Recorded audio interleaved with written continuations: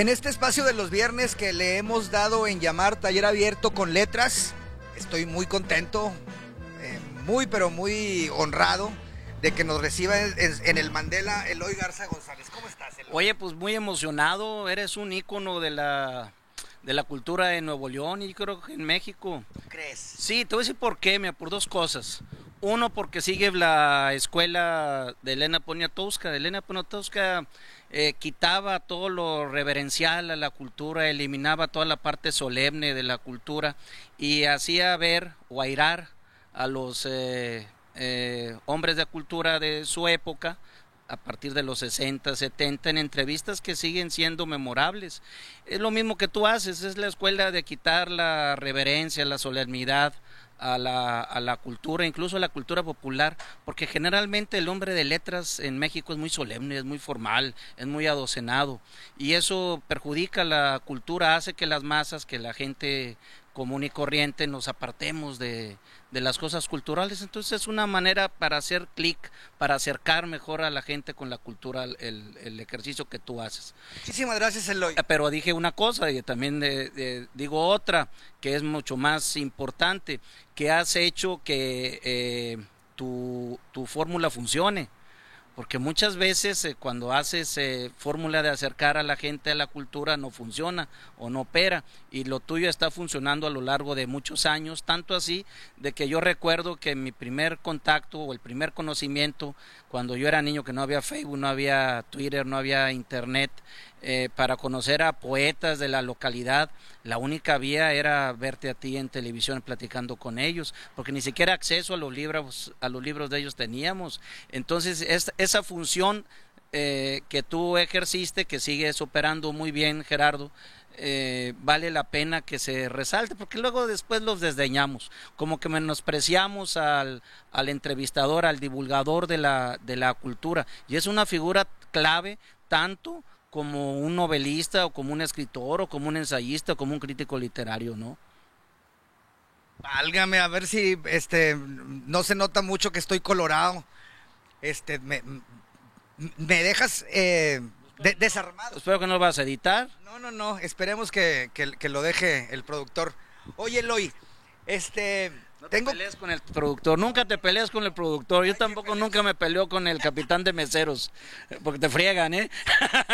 Ellos saben cómo. Ellos saben cómo, sí, ellos tienen la clave de cómo.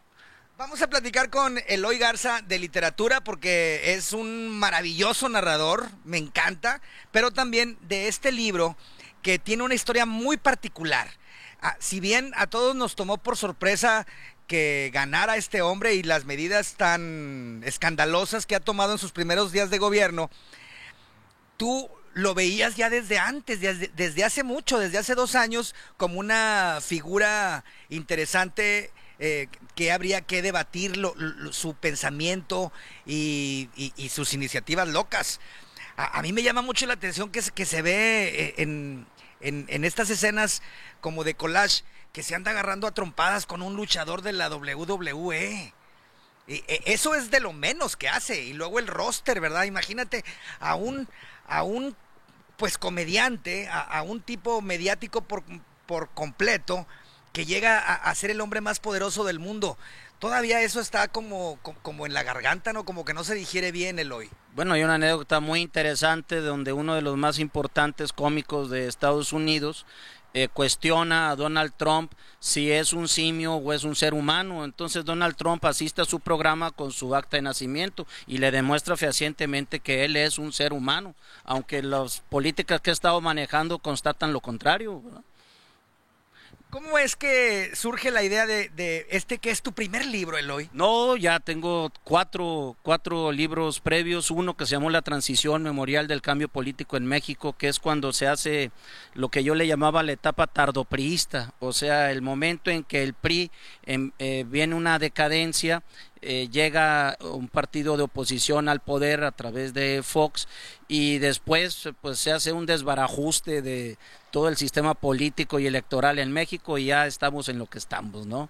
¿Cómo se llamó? La transición memorial del cambio político en México, y es un cuadro comparativo que hago con una figura histórica que ahora ya nadie lo recuerda, pero se llamó don Gaspar de Guzmán, el conde duque de Olivares, que quiso mantener en esto el imperio español en el siglo XVII. Él era el valido real de Felipe IV, hace unas reformas que todas se les deshace, todo se le desbarata, todo se le pulveriza. ¿Por qué? Porque si no haces realmente las reformas a fondo y solamente te quedas en lo cosmético, la reforma actúa en contra tuya como gobernante. ¿Qué es lo que sucedía en aquel entonces cuando el sistema político mexicano estaba ya en una decadencia y quería hacer cambios cosméticos? Fue aquella época en la que llegó Vargas Llosa a llamarnos la dictadura perfecta. Cuando ya el sistema político priista derivado de la revolución venía ya en su decadencia. Las decadencias no fueron meses antes de las elecciones que ganó Fox, eso se dejaba venir muchos años antes, ¿no? Sí, me acuerdo que había una euforia de la cual participamos muchos porque se le había ganado al PRI. Porque se le había ganado al sistema político en su conjunto y parecería... También la imagen que teníamos de Fox era de un hombre fuerte. Fox no es una figura megalómana. Megalómana quiere decir enamorado de sí mismo.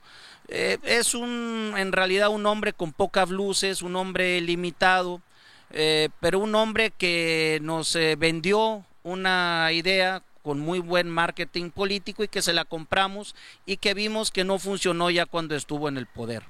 Eran circunstancias muy diferentes a las que vivimos ahora en México, ¿no? Ese fue tu primer libro. Ese fue el primer libro. Es que yo una vez por Facebook que platicamos mucho y te leo de verdad, casi que espero.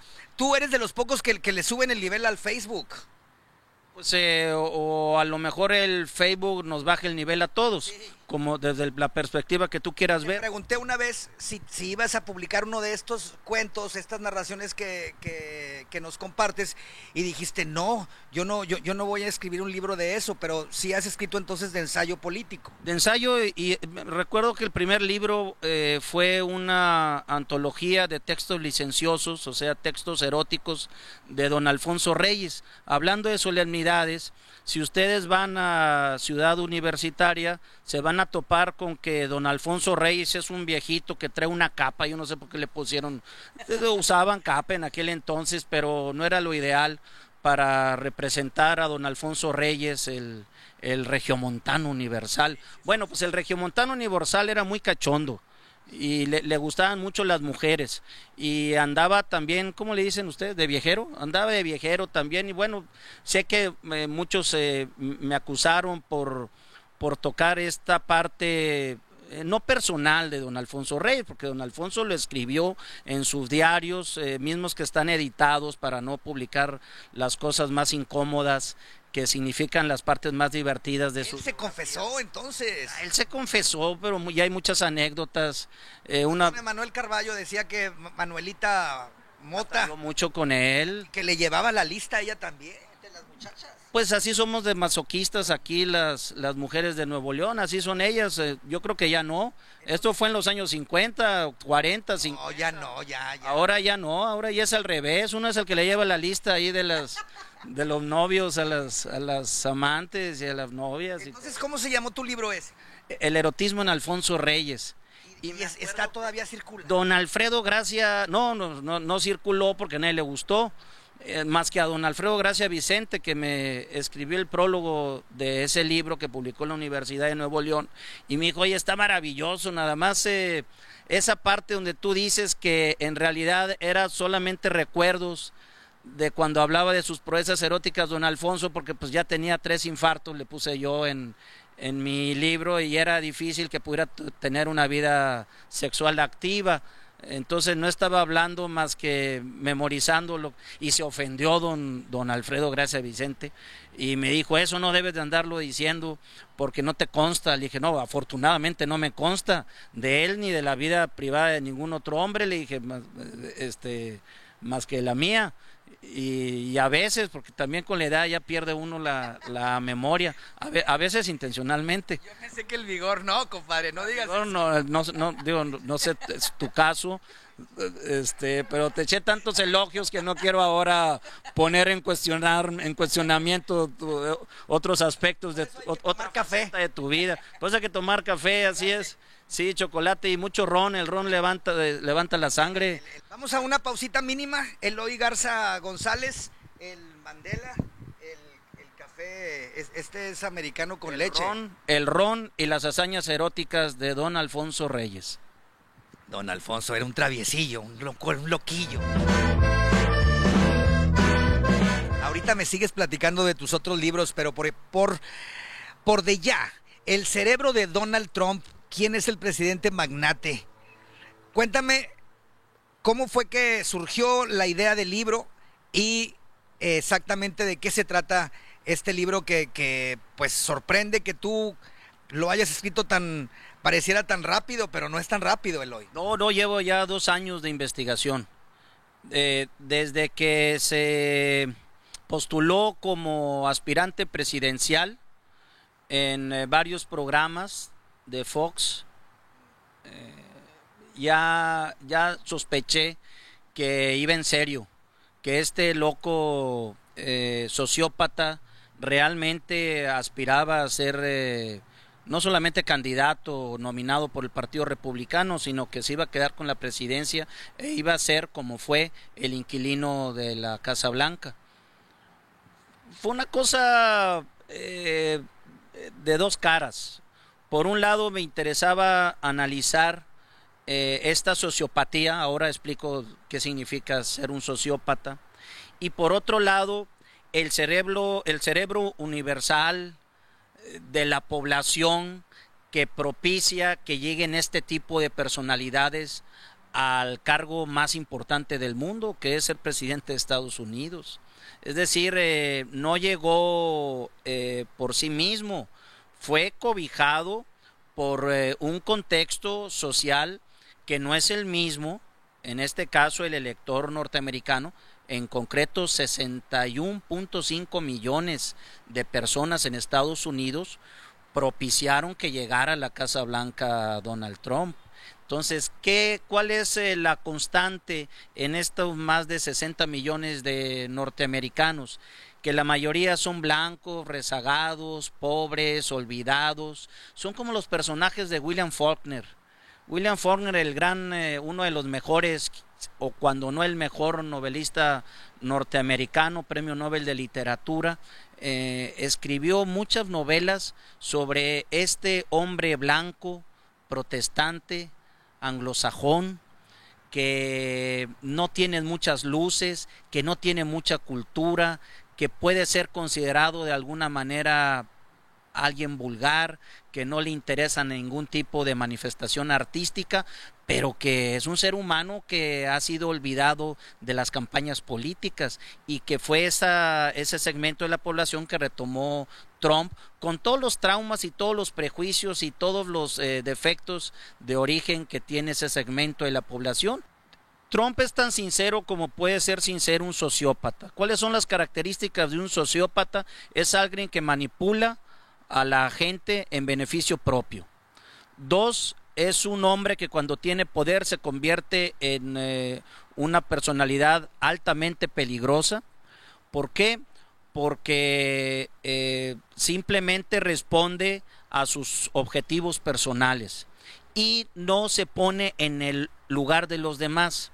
La mayoría de las personas tenemos algo que se llama neuronas espejo, que es la parte que nos sensibiliza frente a las dolencias ajenas. Si nosotros vemos que atropellan a una persona o en la calle, o vemos de que una persona se lesiona o se resbala o se cae de estas escaleras que tenemos aquí, inmediatamente nos ponemos emocionalmente en su lugar y sentimos compasión, sentimos piedad o simplemente nos incomodamos al ver que esta otra persona sufre. El sociópata no se pone en el lugar de los demás, no está sufriendo por los demás, por las dolencias de los otros, simplemente está cumpliendo objetivos personales. Un sociópata sí es un problema psiquiátrico, sí tiene una enfermedad mental, desde luego.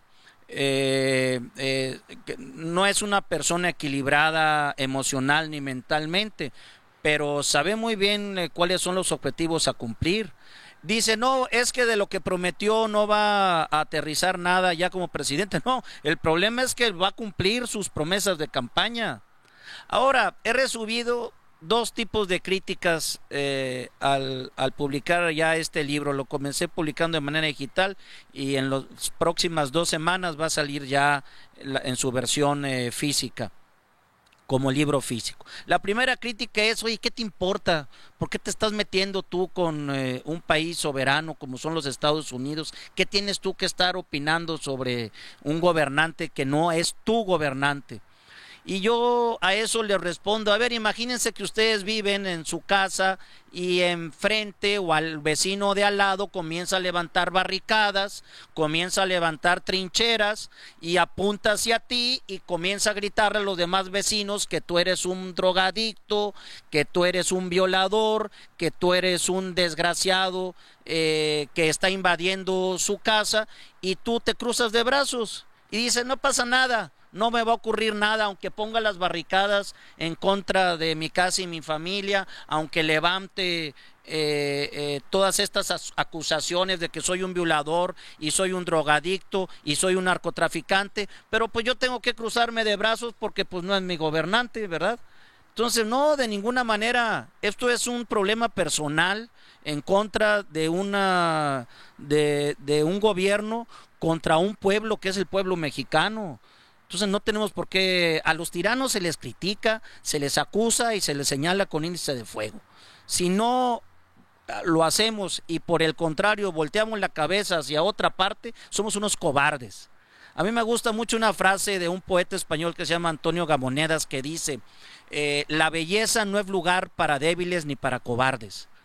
Bueno, opinar sobre Donald Trump no es un espacio para débiles o para cobardes. Hay que tener la valentía de poner en su lugar y decir lo que es esta persona, aunque cuando mínimo nos quiten la visa, ni modo. Ya agarramos velocidad y ya vamos a la mitad del programa. Vamos a una pausita mínima y le voy a preguntar a Eloy, pues de qué se trata este libro, cómo lo dividió y si nos hace el favor pues de hacer el tráiler, ¿verdad? No la síntesis, pero sí los highlights. Platicamos con Eloy Garza aquí desde su lugar, el Mandela, y tenemos mucho gusto en presentarles a Mito. El Mito el Inquieto. Está bien bonito el nombre. En realidad su nombre es Mitotiani, que en náhuatl quiere decir bailarín. Y como aquí Mito ve a muchas parejas bailando todas las noches con música en vivo, salsa, bachata y reggaetón, pues tenía que llamarse también bailarín. Y como es un choloscuincle de raza pura, ese copete güero, no crean que se lo puse en alusión a Trump. Así lo tienen los choloscuincles, es la única parte donde tienen pelo porque en general son perros sin pelo. Estos perros estaban aquí desde que llegaron los españoles, desde antes. Muchísimo antes de que llegaran los españoles y muchísimo antes de la conquista de México. De hecho, vendrían igual que el hombre por el estrecho de Bering. ¿Tú qué crees? Yo creo que sí, vinieron igual que los, al menos tienen la misma edad que la cultura azteca. Los aztecas los consideraban animales sagrados, los respetaban mucho, aunque a veces se los comían. El pozole original era pozole de choloscuincle. Así es. Después, bueno, pues ya le tuvieron más compasión, no así los conquistadores, que como estaban en contra de la idolatría y este perrito era sagrado para los aztecas, entonces también lo persiguieron. Pues el Xoloscuincle es un ejemplo de la gente mexicana auténtica, porque se creció al castigo, se escaparon en manada a los altos de Guerrero, de Oaxaca, y ahí estuvieron durante varios siglos. Si un país crece siendo belicoso, aprovechado, cuando hay guerra y cuando hay invasiones no hay ley ni hay justicia, así se hizo grande el imperio de España, y por eso hablamos español, no por ninguna justicia. Todo lo que dice Trump, ¿no será que tiene derecho y que nosotros más bien estamos acostumbrados a no defendernos de una manera digna? O sea, que te digo, pegándole al abogado del diablo. Dime tú exactamente dónde está el abuso en el discurso y el abuso en la acción de este hombre tan antipático per se. En México tenemos uno que se llama una doctrina, que es la doctrina Estrada, que es el respeto entre países, el respeto entre naciones. Donald Trump no está respetando países, no está respetando organismos internacionales, ya dijo que ya no va a seguir patrocinando la OTAN, ya dijo de que simplemente suspendió el acceso de 7 países del cercano oriente, cosa que está muy mal. Además está comprobado que de ninguno de estos 7 países han salido terroristas, y menos han sido culpables de actos terroristas en Estados Unidos. Entonces está marcando mal. ¿No puso Afganistán y Pakistán? No lo puso. ¿Por qué? Porque ahí sí hay intereses petroleros por parte de Estados Unidos. Ahora, aunque nunca ha existido el orden mundial, sí hay una cosa que se llama check and balance, que en buen español significa balances internacionales. Para eso se formó la ONU, para eso está la UNESCO en la parte de cultura y de educación. Los medios de comunicación, ante esta embestida diplomática o de escándalo mediático, pues no saben bien a bien ni siquiera qué recomendar. Todavía no salimos de la sorpresa y ya nos andamos defendiendo con algo de humor, porque pues es como un mecanismo de defensa natural. No está mal, el humor sirve también para ser corrosivo, para hacer crítica sarcástica o irónica, y eso también es válido. ¿Cuáles serían, tú cómo ves lo que viene, Eloy? Sí puede pasar, sí, anímicamente puede suceder. Puede suceder también que la población blanca de Estados Unidos se contagie de este enfermo mental y empiece a reaccionar frente al extranjero, frente al otro, frente al mexicano, con rechazo, con xenofobia, con racismo, y eso sí sería algo muy peligroso para nuestros connacionales que están allá y para nosotros mismos que vamos de turistas para allá. No podemos permitir que nos consideren los enemigos potenciales de los Estados Unidos, y somos sus vecinos y lo vamos a hacer para la eternidad. Es decir, no podemos llevar el territorio mexicano a otro lado, ni podemos separarnos territorialmente. Lo del muro, bueno, yo lo veo más bien simbólico. Es muy complicado que puedas poner a lo largo de la frontera un muro gigantesco, pero sí es simbólico del rechazo, del repudio que sienten hacia México, y eso es lo que debemos de defender. Ahora, la posición de muchos intelectuales en México ha sido muy sensata, ha sido muy centrada y ha sido muy crítica. Entonces hay que reconocer también que tenemos ya una base de académicos, de intelectuales muy sólida, que están respondiendo con mucha valentía ante esta amenaza de Trump. Ahora, lo que más les puedo recomendar es que compren el libro, lo lean. Se llama El cerebro de Donald Trump, quien es el presidente magnate. Y quiero decir... ¿Cómo está dividido? Está dividido en varios capítulos. Cuál es la mentalidad de Donald Trump, después cómo nos puede afectar a nosotros, después esta reacción de algunos mexicanos que es a mí no me importa, no me interesa, no tengo por qué estarme involucrando en asuntos ajenos. Sí hay que involucrarnos, hay que defender, me acuerdo que decía Cavafis, hay que defender las fronteras lejanas, porque si no nos van a invadir las fronteras cercanas. Este libro ya circula, ¿se puede leer de manera electrónica? Se puede leer de manera electrónica en Amazon y dentro de 2 semanas, allá a finales de febrero, va a estar ya distribuyéndose en todas las librerías de México, América Latina y España. Y quiero decir también, aprovechando aquí tu programa, que las ganancias de la venta de este libro se van a destinar a organizaciones no gubernamentales de Texas y de California de defensa del migrante mexicano. Entonces es algo con lo que yo quiero aportar, o más bien ser el mediador para que todos los que compren el libro aporten al respaldo, al apoyo moral y humanitario de los migrantes que se encuentran en situación de riesgo allá en Texas y en California. Eloy Garza, luego platicamos de literatura, ¿te parece? De poesía y narrativa. Pues es lo que nos encanta, Gerardo, a ti y a mí, pero lamentablemente entiendo que los tiempos de televisión son muy breves, son cortos y hay que aprovecharlos. Muy bien, si quiere conocer usted a Mito, vengan aquí al Mandela, que Así está es. en Lázaro Cárdenas. Sí. ¿Cómo se llama la plaza esta? Este se llama Plaza Latitud. En el edificio Latitud, aquí está el Mandela. Vamos a abrir otro en Barrio Antiguo, Morelos y Mina, también a finales de febrero. Ya está todo listo. Y vénganse a bailar y a conocer a Mito. Les garantizo que la única amenaza de Mito es que les baile alrededor de ustedes, no los va a morder porque no tienen premolares. Los choloscuincles no están chimuelos, pero casi están chimuelos. Entonces batallan para morder. Es una ternura tu perro. Son muy nobles, son muy generosos mientras no les pisen la cola.